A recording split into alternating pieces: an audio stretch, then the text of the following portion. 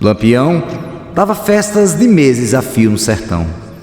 Manejava tão bem uma sanfona como um fuzil. Muitos cangaceiros do bando de Lampião estão espalhados pelo país e tornaram-se homens pacatos e trabalhadores. Volta Seca falou ao Diário da Noite, da penitenciária do estado da Bahia, onde se encontrava. Aspectos interessantes sobre a vida de Lampião e os homens que fizeram parte do terrível bando que durante muitos anos assolou o Nordeste. Nos é revelado por esse moço que há 18 anos encontrava-se encarcerado. Com a palavra, Volta Seca.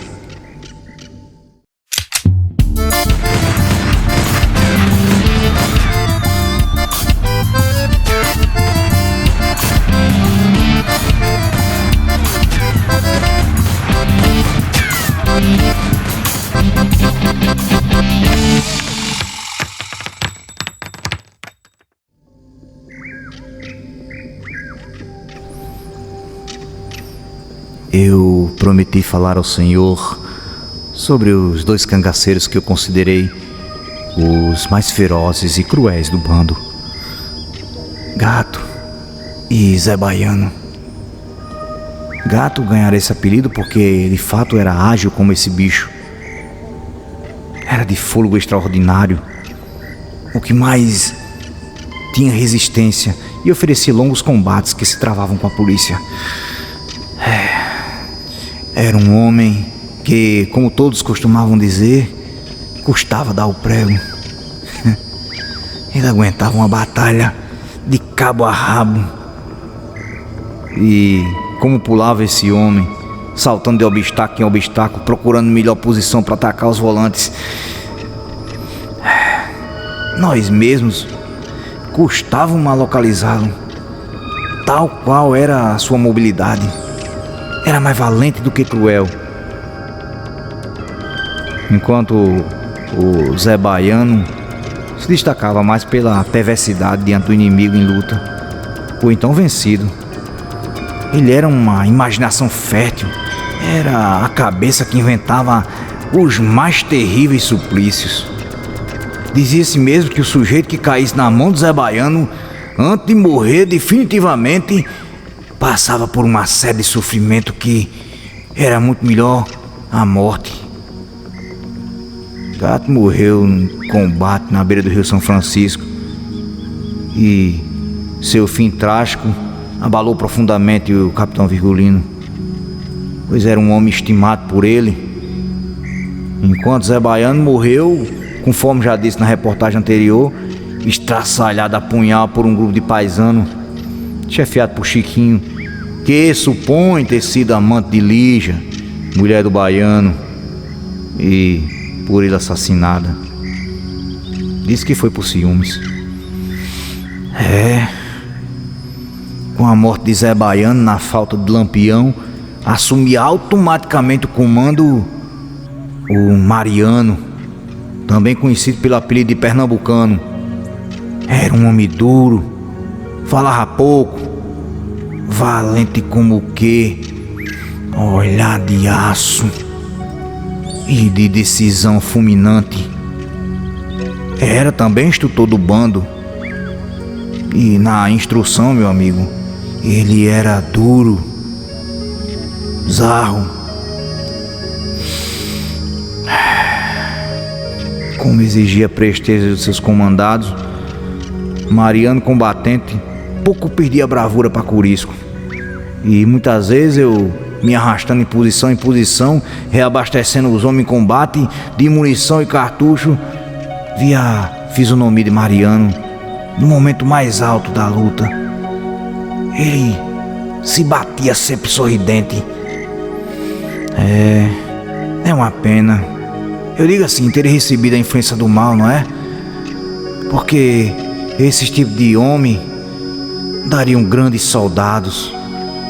Mas quem é que vai discutir as misteriosas ordens do destino, não é verdade?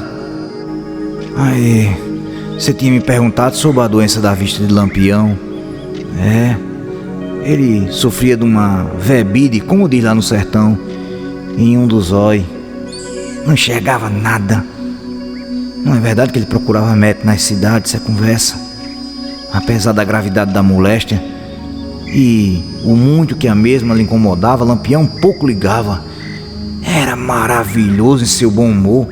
Até hoje eu não posso compreender como uma criatura feroz como aquela, de quando vez, se deixava empolgar pela alegria de um sertanejo pacato e ingênuo. Uma das suas manias era organizar baile no sertão. As festas essas que duravam meses a fio. E ele mesmo era o tocador de harmônica.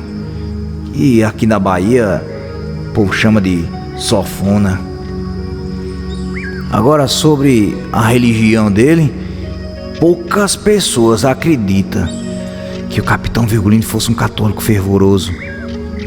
Onde ele soubesse haver uma missa, mesmo que lhe dissesse que o caminho estava entupetado, patrulhado de volante, ele não perdia de forma alguma. Talvez esse sentimento da religião fosse influência da pessoa que ele mais respeitava. A única pessoa, na verdade. O Padre Cício do Juazeiro. Padre Cício também gostava muito do Capitão Virgulino. Eu lhe digo mais, era uma estima de pai para filho. Sim, senhor. Eu também sou afilhado do Padre Cício.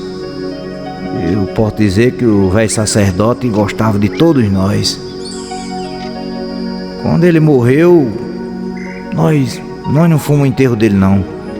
Porque na verdade nós não soubemos da sua morte. Nem Lampião, mesmo tendo conhecimento do triste ocorrido, quando levaram notícia ao chefe, aqueles homens temperados pela dureza do sertão e afinados na carreira do crime, eu vi ele chorar. Eu vi Lampião chorar. Durante muito tempo a tristeza causada pela morte do protetor não se afastou da sua fisionomia. Ele se refletia nos seus olhos empanados. Todo mundo percebia. Todo mundo. Mas você me perguntou como é que nós vivíamos no sertão. Oxi, da maneira mais simples e calma desse mundo. À noite, quando acampávamos, era nosso passatempo lembrar causos ou então jogar carta de baralho.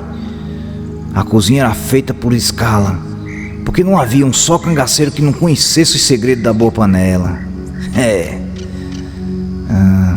As irmãs Maria Bonita não criaram calo na companhia de Lampião, não. E os que ela trouxe da companhia do marido se perderam no sertão. Ela de nada se ocupava, a não ser uma costura, um trabalho caseiro muito leve. Lampião fazia questão de não estragar os encantos da mulher nos trabalhos rudes do sertão. Ela era comunicativa. Em certa época brincava muito com a gente e isso não desagradava em nada o capitão. Uma, que ele confiava na lealdade dos homens que ele comandava, né? E a outra, a mais importante, é que ele considerava a fidelidade da mulher. A mulher que ele vivia, não é verdade? De mês em mês, Lampião passava pela cidade onde residia o marido da sua amante, o marido de Maria Bonita. Mas ninguém viu o sapateiro. Das duas, uma. Ou tinha muito bom juízo, ou então muito amor à pele. Porque eu tenho a certeza de que o dia que os olhos dele batessem em Maria Bonita de novo, ele deixaria de ser sapateiro. Era um homem morto. Quando a mulher dos cabras engravidava, era imediatamente levada para a casa dos pais. Porque Lampião mesmo dissera que maternidade ambulante não dava jeito no sertão. Depois de nascer as crianças, elas voltavam, entregando seus filhos para ser criados pelos outros, por qualquer um que quisesse, ou então pela própria família.